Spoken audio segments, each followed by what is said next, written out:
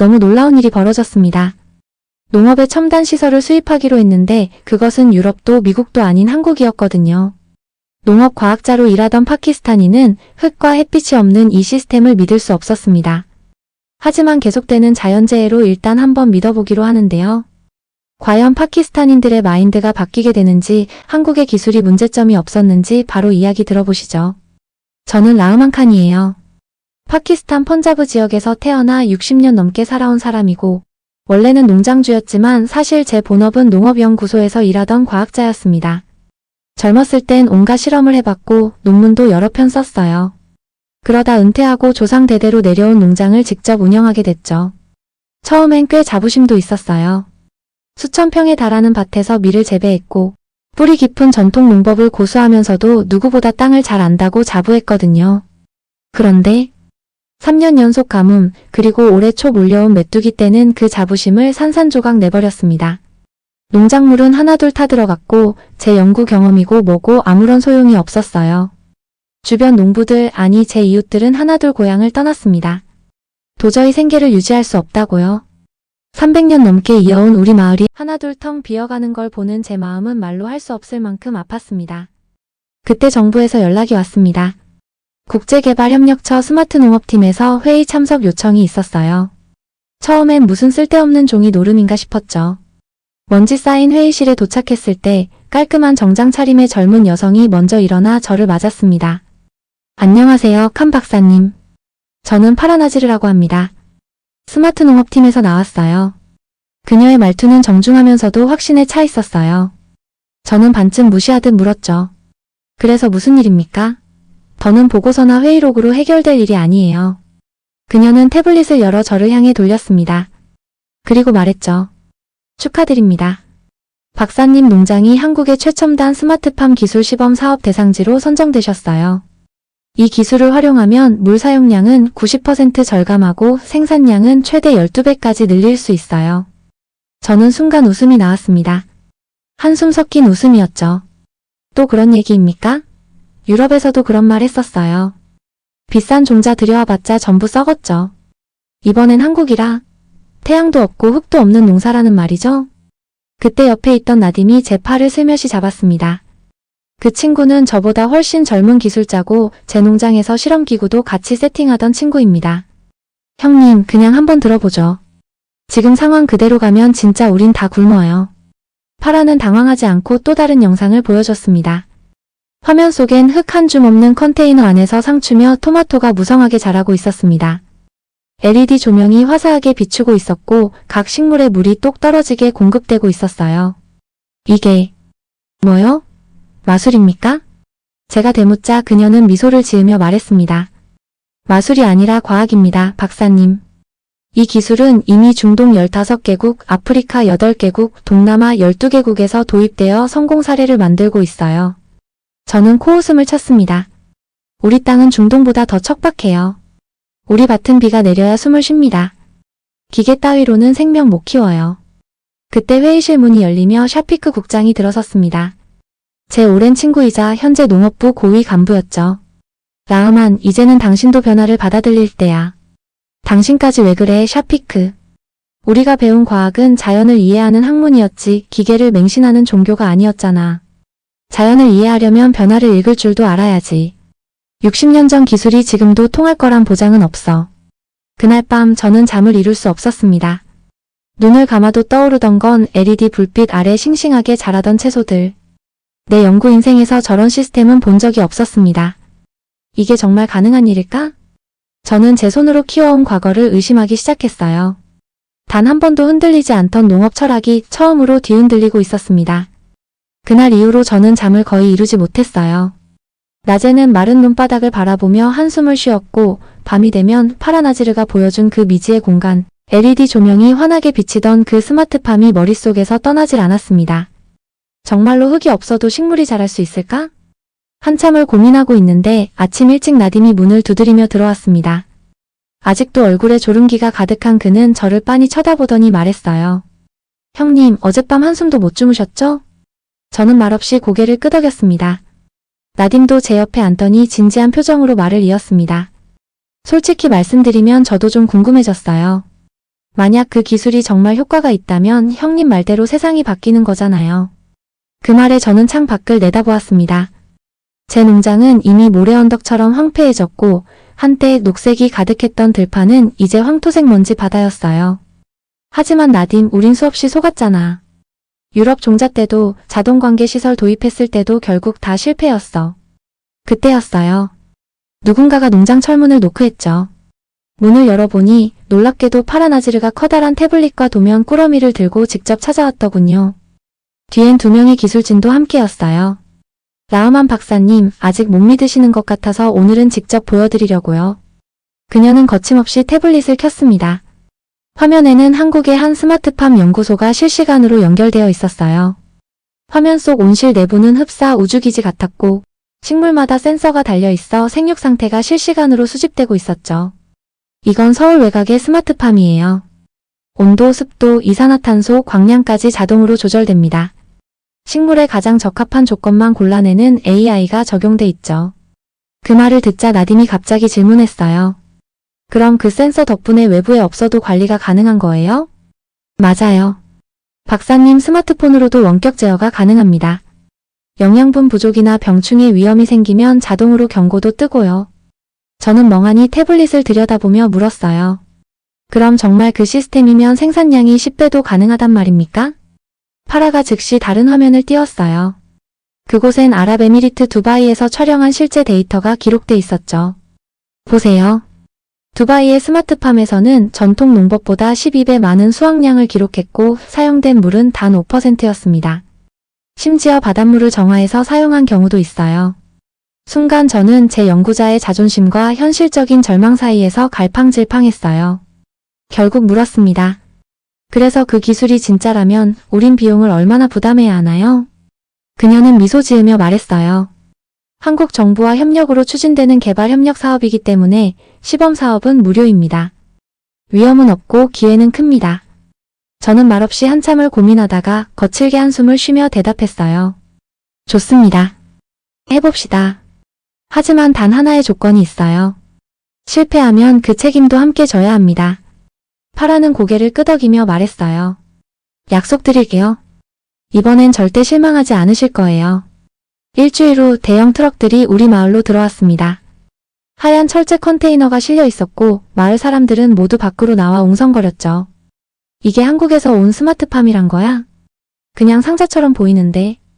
아이들은 외계인 기지라고 장난을 쳤고 어른들은 팔짱을 낀 채 무언가를 믿지 못하겠다는 표정이었어요. 하지만 컨테이너 문이 열리는 순간 모두 숨을 멈췄습니다. 그 안은 정말 과학의 신전 같았어요. 보랏빛과 푸른빛이 교차하며 빛나는 LED 조명, 층층이 쌓인 식물 선반, 미세하게 흘러나오는 물방울 소리. 어디 하나 먼지조차 없었죠. 이게 정말 농장입니까? 나딤이 감탄하며 물었습니다. 파라는 웃으며 대답했어요. 이곳은 흙없는 기적이 일어나는 곳입니다. 그리고 정말 그 기적은 불과 일주일 뒤부터 시작됐어요. 스마트팜 컨테이너가 설치된 첫날, 솔직히 말해서 제 마음속엔 반신반의가 반반이었어요. 눈앞에서 기계들이 돌아가는 걸 보긴 했지만 여기가 서울도 아니고 우리 마을은 모래먼지와 열기로 뒤덮인 펀자브 변두리였잖아요. 과연 이 컨테이너 하나가 기적을 만들어낼 수 있을까 싶었습니다. 그런데 이틀째부터 기묘한 일이 벌어지기 시작했어요. 컨테이너 안을 열자 불과 사흘 전 그 작은 스펀지 위에 심어놓았던 씨앗들이 파릇파릇 새싹으로 고개를 들고 있는 겁니다. 온도는 25도, 습도는 70%, CO2 수치도 안정적이었고 스크린 속 센서들은 정상이라는 녹색 표시를 계속 띄우고 있었죠. 저는 순간 말을 잃었어요. 이게 가능한 거였네요. 그 모습을 옆에서 보던 나딤도 고개를 끄덕이며 중얼거렸습니다. 형님, 이거 진짜 살아있어요. 심지어 밖은 지금 42도예요.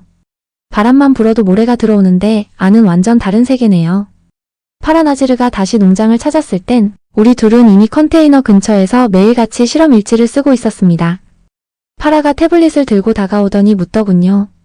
새싹 상태 어떠세요? 정말 놀랍습니다. 진짜로 잘하고 있어요. 밖에서라면 일주일이면 다 타 죽었을 애들인데 이 안에서는 마치 봄날처럼 자라네요. 파라는 기쁜 표정으로 고개를 끄덕였습니다. 박사님, 이건 시작에 불과해요. 일주일 뒤면 첫 번째 생장 점검이 가능할 거고요. 30일 내 첫 수확도 가능합니다. 저는 여전히 실감이 안 났습니다.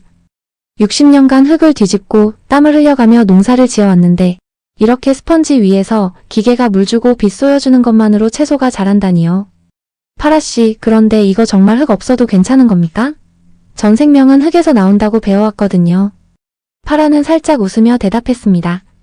흙이 아니라 환경이 생명을 만듭니다, 박사님. 지금은 그 환경을 사람이 직접 만드는 시대예요. 그 말이 어쩐지 마음에 꽂혔어요. 그날 밤 저는 혼자 조용히 컨테이너 안에 들어갔습니다. 보랏빛 조명이 켜진 안쪽에는 상추, 고추, 오이 등 다양한 작물이 조용히 숨을 쉬고 있었어요. 아주 조용했지만 분명 살아있다는 기운이 느껴졌습니다. 정말로 이 아이들이 자라고 있구나. 손으로 잎 하나를 살짝 만져봤는데 생각보다 훨씬 단단하고 윤기가 돌았어요. 저는 무의식적으로 말했어요. 할아버지, 아버지 이 모습 보셨으면 좋았을 텐데요. 다음날 놀라운 일이 또 벌어졌습니다. 김도윤 팀장님이 한국에서 직접 도착하셨거든요. 기술 점검차 방문한 거라고 했는데 사실 저는 그보다 더 긴장이 됐어요. 처음으로 한국 전문가와 직접 마주하는 거였거든요. 그와 함께 온 장우석 통역사가 김 팀장의 말을 옮겼습니다. 김 팀장님께서 하시는 말씀이 박사님의 농장이 현재 전 세계 스마트팜 시범지 중에서도 가장 빠른 생육 속도를 보이고 있다고 하십니다. 제가요? 지금까지 흙만 믿고 살아온 제가 그런 평가를 받다니 참 아이러니하네요. 김 팀장은 태블릿을 꺼내 서울의 스마트팜 온실에서 로봇이 토마토를 수확하는 영상을 보여주었습니다. 마치 영화 속 장면 같았어요. 팔이 긴 로봇이 정확한 각도로 토마토를 따고 이송 로봇이 자동으로 포장까지 하는 그 장면, 저는 숨을 죽이고 봤습니다. 이게 가능하다는 말입니까? 가능할 뿐 아니라 이미 상용화돼 있습니다. 파라가 통역을 마치며 덧붙였어요. 그 순간 저는 오랫동안 굳게 닫혀있던 농업에 대한 제 신념이 무너지는 소리를 들었습니다. 아니, 무너지는 게 아니라 다시 조립되는 느낌이었어요. 기술이 자연을 대체한다는 게 아니라 자연을 더 깊이 이해하고 완성시킨다는 걸 그제야 깨달았던 거죠. 그날 저녁 저는 처음으로 파라에게 말했습니다. 파라씨, 저 한국에 가보고 싶어요. 이 기술이 어디서 어떻게 태어난 건지 직접 보고 싶습니다. 파라는 놀란 듯 저를 보다가 살짝 웃으며 고개를 끄덕였습니다. 박사님께 그런 기회를 드릴 수 있도록 제가 한번 김 팀장님과 상의해 보겠습니다. 바로 그 순간이었어요. 제 삶에서 진짜 봄이 시작된 순간은 박사님 축하드립니다. 한국으로 가는 게 확정됐어요. 파라나지르가 그 말을 했을 땐 마치 제 심장이 한 박자 멈춘 것 같았어요. 정말 제가 한국에 간다고요? 꿈도 아니고 현실이라고요? 저 같은 사람이 가도 되겠습니까? 입이 바싹 말랐습니다. 평생 연구소와 밥만 오가던 제가요. 한 번도 파키스탄 국경조차 넘은 적 없었는데 이제는 그 첨단 농업의 본산지 서울로 간다니요. 파라는 미소를 머금은 얼굴로 고개를 끄덕였어요. 이미 김도윤 팀장님이 농촌진흥청과 협의해 초청장을 준비하셨어요. 시범 농가 중에서도 가장 높은 성과를 내셨고 무엇보다 변화를 받아들이신 용기가 크다고 하셨습니다. 변화. 그렇죠. 이 모든 변화는 제 안에서 시작된 것이었어요. 흙을 포기한 게 아니라 새로운 방식으로 흙을 이해하기 시작한 그 순간부터였죠. 며칠 뒤 저는 나딘과 함께 인천행 비행기에 올랐습니다. 시범사업 성과가 높았던 파키스탄 농민 5명과 함께였죠. 이들 중엔 젊은 사람도 백발이 성성한 노인도 있었지만 모두의 눈빛은 닮아 있었습니다. 설렘과 긴장, 그리고 궁금함이요. 비행기가 이륙할 때 저는 처음으로 창 밖을 바라보며 말했습니다. 저 하늘 너머에 내가 몰랐던 세상이 있구나. 15시간 가까이 날아서 도착한 인천국제공항은 그야말로 충격 그 자체였습니다. 활주로 끝도 안 보였고 유리와 철로 이루어진 거대한 건물은 마치 공상과학 영화 속 도시 같았어요. 어느 나라 공항보다 조용했고 질서정연한 안내. 표지판들이 마치 사람을 배려하듯 자연스럽게 길을 안내해 주었죠. 장우석 통역사와 김도윤 팀장님이 마중을 나와주셨습니다. 어서오세요, 칸 박사님. 반갑습니다. 먼 길 오시느라 고생 많으셨죠? 정중한 인사와 미소가 참 인상적이었어요. 한국에 대해 갖고 있던 차갑고 기계적인 나라라는 선입견이 그 순간 깨져버렸습니다. 버스를 타고 서울로 이동하면서 저는 창 밖의 풍경에 완전히 매료됐어요. 초고층 빌딩들이 정렬하듯 서 있었고 고속도로에는 차량이 질서 있게 흐르고 있었죠. 인도 위로는 사람들이 조용히 움직였고 어디 하나 소란스러운 곳이 없었어요. 이거 도대체 언제 이렇게 발전한 겁니까? 저도 모르게 말이 새어나왔습니다. 장우석 통역사가 웃으며 말했어요. 1960년대엔 한국도 파키스탄과 비슷한 상황이었대요. 식량도 부족했고 산업도 거의 없었다고 합니다. 그 말에 저는 고개를 돌려 김도윤 팀장을 바라봤습니다. 그런데 지금은 이런 모습이라니 어떻게 가능했던 겁니까? 팀장님은 짧게 대답하셨습니다. 교육, 기술, 그리고 끊임없는 실험이었죠. 그 말이 뼈를 때리듯 들렸습니다. 실험. 실패를 두려워하지 않고 계속 도전했던 그 정신. 서울에 도착해서 처음으로 방문한 곳은 화성시의 스마트팜 온실단지였습니다. 입구에서부터 넓게 펼쳐진 유리 온실들이 수십 개가 연결되어 있었어요. 하나하나가 축구장만 했고 안에는 자동화 설비가 돌아가고 있었죠. 천장에는 로봇 레일이 달려 있었고 로봇팔이 토마토를 하나하나 수확하고 있었어요. 저는 그 자리에서 말문이 막혔습니다. 이건 정말 다른 세계네요. 여기서는 하루에 50톤씩 수확한답니다. 기상 조건에 전혀 영향받지 않고요. 김도윤 팀장의 설명에 저는 말을 잃었어요. 50톤. 하루에. 파키스탄에선 한 해 수확량이 10톤도 안 되는 농가가 대부분인데 이곳은 하루 만에 그걸 다 해내는 겁니다. 점심에는 한국 농촌의 전통 세찬 문화를 체험했어요. 할머니 농부들이 직접 김치, 된장찌개, 보리밥을 준비해 주셨죠. 맨 처음엔 맵고 낯설었지만 한 입 두 입 먹다 보니 금세 익숙해졌습니다. 무엇보다 인상 깊었던 건 할머니들의 태도였어요. 우리를 외국인으로 대하지 않고 손자처럼 따뜻하게 대해주셨어요. 멀리서 오셨으니까 많이 드세요. 밥은 많이 먹어야 힘나요. 그 한마디에 저는 목이 메었습니다. 그날 밤 호텔 창가에 서서 서울의 야경을 내려다보며 생각했어요. 이 나라가 강한 이유는 단지 기술 때문이 아니구나. 사람을 향한 따뜻함과 배려, 그리고 나눔의 마음이 함께하기 때문이었구나. 그때 저는 마음속으로 다짐했어요. 이걸 반드시 우리 마을, 우리 파키스탄에도 전해야겠다고요. 그리고 다음날 한국의 기술을 본격적으로 배우는 첫 수업이 시작됐습니다. 다음날 아침 김도윤 팀장님의 안내를 받아 저와 나딤, 그리고 파키스탄에서 함께 온 농민 5명은 한국 스마트팜 교육센터로 향했습니다. 서울 외곽에 있는 그 건물은 겉보기엔 조용했지만 안으로 들어서자마자 우리는 입을 다물지 못했어요. 건물 내부는 마치 연구소와 공장, 학교가 합쳐진 곳 같았어요. 온통 하얗고 깨끗한 공간 안에서 각종 디지털 장비와 센서, 그리고 첨단 모니터들이 벽을 가득 메우고 있었죠. 여기가 농업을 배우는 곳이라고요? 나딤이 제 옆에서 속삭이듯 말했어요. 저도 목소리가 잘 나오지 않았습니다. 이건 연구소야. 아니, 미래 농업의 본거지야. 첫 수업은 스마트팜의 작동 원리에 대한 이론 교육이었어요. 한국의 이소윤 박사님이라는 분이 영어로 직접 강의해 주셨습니다. 한국어로는 너무 복잡한 전문 용어들이 많다고 하셨죠. 이 박사님은 태블릿을 들고 설명을 시작했어요. 여러분, 농사는 더 이상 땀 흘려서 짓는 일이 아니라 데이터로 예측하고 설계하는 기술 산업이 됐습니다. 그 말에 저는 무심코 고개를 끄덕였습니다. 이미 우리 농장에서 그걸 느끼고 있었거든요. 이 센서들은 온도, 습도, 조도, CO 수치를 실시간으로 측정해서 식물의 기분을 데이터화합니다. 식물의 기분이라니 전 처음 듣는 말에 웃음이 났어요. 그런데 이 박사님은 진지하게 말을 이어갔죠. 사람이 피곤하면 휴식이 필요하듯 식물도 조건이 맞지 않으면 성장 속도를 늦춥니다.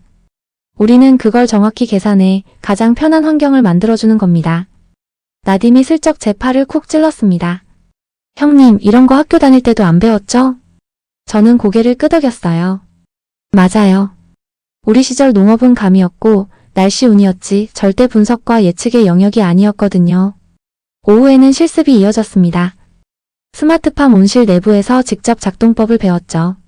자동 영양 공급 장치, 정밀 급수 시스템, 그리고 제가 가장 놀랐던 농업용 드론이 등장했어요. 자, 이제 박사님께서 드론을 직접 조종해 보시죠. 김도윤 팀장님이 저를 부르며 웃었습니다. 저는 두 손을 들며 말했어요. 에이, 이런 건 젊은 나딤한테 시키세요. 전 스마트폰도 간신히 쓰는데. 그러자 장우석 통역사가 말했어요. 팀장님께서 하시는 말씀이 기술은 나이보다 열정이 중요하다고 하십니다. 순간 부끄러워지면서도 속에서 뭔가 용기가 생겼어요. 좋아요. 한번 해보죠. 태블릿을 받아들고 조종법을 배운 뒤 조심스럽게 이륙 버튼을 눌렀습니다. 그러자 손바닥보다 큰 드론이 위잉 소리를 내며 떠올랐습니다. 어이구, 이게 진짜 날아가네. 드론이 하늘을 날며 실시간으로 영상 데이터를 전송했고 태블릿 화면에 우리 작물의 생장 상태가 표시되기 시작했습니다. 이건 저희 농장보다 훨씬 정확하네요. 식물의 이파리 크기까지 분석하네요. 이소윤 박사님이 웃으며 말씀하셨어요. 여기선 AI가 이 영상을 실시간으로 분석해서 병충해가 생기기 전에 조치를 취할 수 있습니다. 순간 저는 가슴이 울컥했어요. 파키스탄에선 병이 퍼지면 다 잘라내거나 아예 갈아엎는 게 전부였는데 여긴 그 병이 퍼지기도 전에 막을 수 있다니요. 나딤이 옆에서 눈을 반짝이며 말했어요. 형님, 이거 진짜 제대로 배워서 가야겠어요. 우리 마을을 바꿔야죠. 그래. 이번엔 우리가 앞장서야 해. 다음 날은 더 놀라웠습니다. 교육센터에서 진행된 종자 연구소 견학이었는데요. 이곳에선 식물의 유전자 조합, 생장 촉진 기술, 병충해 내성 강화에 대한 연구가 진행 중이었어요. 하얀 실험복을 입은 연구원들이 현미경을 들여다보고 수백 개의 샘플을 동시에 테스트하고 있었어요. 이건 농업이 아니라 생명과학 그 자체군요. 저도 모르게 말이 튀어나왔어요. 이소윤 박사님이 고개를 끄덕이며 대답했어요. 맞아요. 한국은 농업을 공장처럼 운영하고 병원처럼 관리하며 연구소처럼 개선합니다. 그 말은 마치 제 인생을 요약하는 듯한 한 줄이었어요. 60년간 흙에 손을 묻히며 살아왔지만 단 한 번도 개선이라는 단어는 떠올려 본 적이 없었습니다. 그날 밤 저는 호텔에서 나딘과 나란히 앉아 커다란 창 밖 서울 야경을 보며 말했습니다. 나디마, 우리 마을도 이만큼 바뀔 수 있을까? 그는 단호하게 대답했어요. 형님, 바뀌는 게 아니라 우리가 바꿔야 해요. 누가 해줄 수 없잖아요. 그 말이 제 심장을 찔렀습니다. 그 순간 저는 결심했어요. 파키스탄의 농업을 바꾸겠다. 단순히 흉내내는 게 아니라 배우고 깨닫고 바꾸는 사람이 되기로요. 15시간의 긴 비행을 마치고 이슬라마바드 공항에 내렸을 때 저는 이제껏 느껴본 적 없는 감정에 휩싸였어요. 고향이라는 말이 낯설게 느껴질 만큼 한국에서의 나날이 너무도 강렬했고 반대로 돌아온 우리 땅은 무너져 있었습니다. 공항에서 나딘과 함께 나왔을 때 파란 아지르가 급히 달려왔어요. 평소 강단 있고 냉정한 그녀의 얼굴이 이번엔 심각하게 굳어져 있었죠.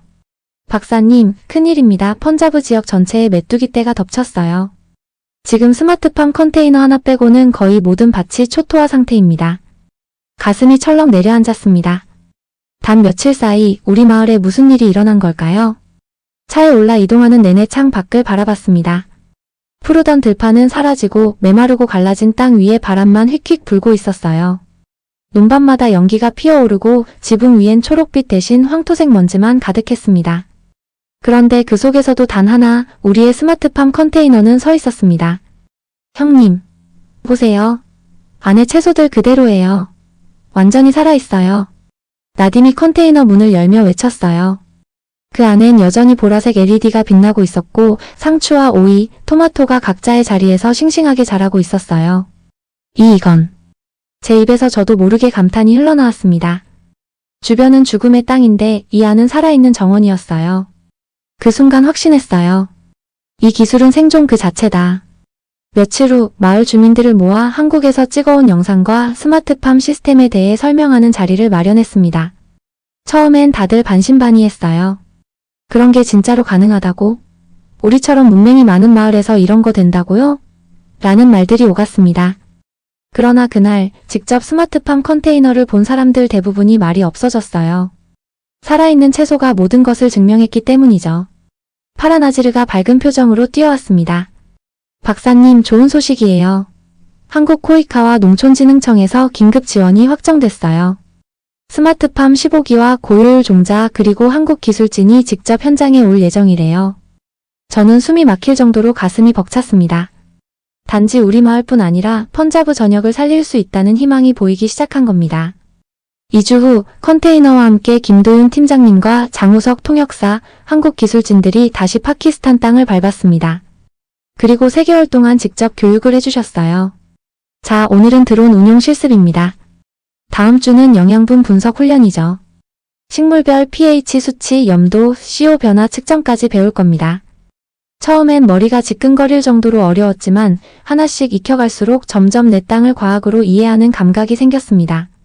그리고 그날이 왔습니다. 우리 마을 최초의 스마트팜 작물 수확일. 컨테이너 문을 열자 붉고 탐스러운 토마토, 반짝이는 오이, 잎이 넓고 싱싱한 상추들이 가득했어요. 아이들은 우와, 이게 진짜예요? 라며 감탄했고 어른들은 고개를 절레절레 흔들며 말했어요. 이걸 우리가 키운 거라고요? 지금도 믿기지 않아요. 김도윤 팀장님이 통역을 통해 제게 말했어요. 이 모든 변화는 박사님의 용기에서 시작됐습니다. 이젠 후배 농민들에게 전해주셔야죠. 그때 파라가 말했습니다. 그래서 제안드리려 해요. 박사님께 파키스탄 스마트 농업협회 초대 회장직을 맡아주시면 어떨까요? 순간 숨이 멎는 줄 알았어요. 제가요? 네. 농민이 농민에게 가르칠 수 있는 가장 훌륭한 사례이시니까요. 그날부터 저는 완전히 새로운 삶을 살기 시작했습니다. 전국에서 농민들이 우리 마을로 견학을 오고 한국 기술자들과 함께 협력 교육을 진행하며 마을은 매달 새로운 스마트팜 단지를 하나씩 세워가기 시작했어요. 6개월 뒤 우리는 카라치 대형마트와 납품 계약을 맺었고 프리미엄 스마트 농산물이라는 이름으로 우리의 채소가 팔리기 시작했어요. 그리고 1년 뒤 파키스탄 정부는 전국 100개소 스마트팜 단지 건설 계획을 발표했죠. 한국의 기술이 우리의 열정과 만나서 진짜 기적을 만들어낸 거였어요. 그날 밤 저는 컨테이너 앞에 홀로 앉아 조용히 중얼거렸습니다. 이게 다 흙 하나 없이 시작된 일이었군요.